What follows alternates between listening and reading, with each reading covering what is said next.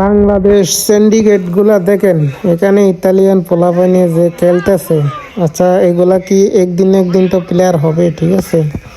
তো এখন তো ওদের বয়স মনে হয় 12-13 এরকম চলতেছে। তাই এরা কি মনে করেন একদিন খেলবে না ভালো ক্লাবে? তো বাংলাদেশে যে ফাহিমুদুলকে নেওয়া হয় নাই বয়সের দেখা যায়। আচ্ছা, 17 বছর বয়সে লাভান ইয়ামাল, এটা তো চিনেন, স্পেনের যে খেলতেছে। তারা যেগুলা করতেছে মানে বাংলাদেশি যারা সিন্ডিকেটে, এই মোহামেডানের কোচ যেটা বললো, যেমন এখন আবার শুনতেছি মানে যে কোচ আছে বাংলাদেশ জাতীয় দলের, নাকি মানে ফাহমিদুলকে পছন্দ করে না।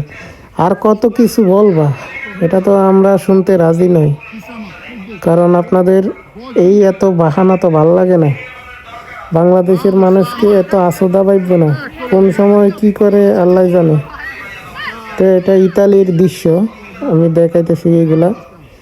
তো একটা বিষয়, এটা জিনিস চিন্তা করেন, এরা এত কষ্ট করে প্লেয়ার হয়, রাত নাই দিনে, এখন রাতে খেলা শিখাইতেছে এদেরকে। তো ওরা কি একদিন ভালো মানের প্লেয়ার হয়ে, এই ইতালির হিস্টোরি তো জানেন সবাই। এখন আমরা কি বলবো, এগুলো আপনারা দেখেন না যে মনে করেন এরা কি কষ্ট করে প্লেয়ার হয়। আর ইতালির মতো একটা জায়গায় বাংলাদেশি একজন ফোলা যদি মনে করে প্লেয়ার হয়, এটার মূল্য দেয় না কেন? আমি তো এটাই প্রতিবাদ করি সবার কাছে। তারপর মানে খুব তীব্র নিন্দা জানাই। তারে এখান থেকে নিয়ে সৌদি আরবে নিয়ে প্র্যাকটিস করাইয়া তারে বাদ দিয়ে দিল, একটা অপমান না? এই অপমান কেন করা হইলো তারে? তার কি নেক্সট টাইমে যাইতে মন চাইব? সে ইতালি আসার পরে তারপরেও বলছে কি, মনে করেন আমি নেক্সট টাইম ইনশাল্লাহ বাংলাদেশ জার্সিতে আবার দেখা হবে। আচ্ছা, সেই এমনি দুঃখে বলছে, এটা আমি জানি না, সে মন থেকে বলে নাই। এটা মানুষের মানে মন জয় করার জন্য বলছে। কারণ বাংলাদেশে তারে নিয়ে যে প্রতিবাদ করা হইতেছে, যেমন আমি নিজেও, আমার এতটা খারাপ লাগছে, আমি নিজেই প্রতিবাদ করতেছি সব সময়।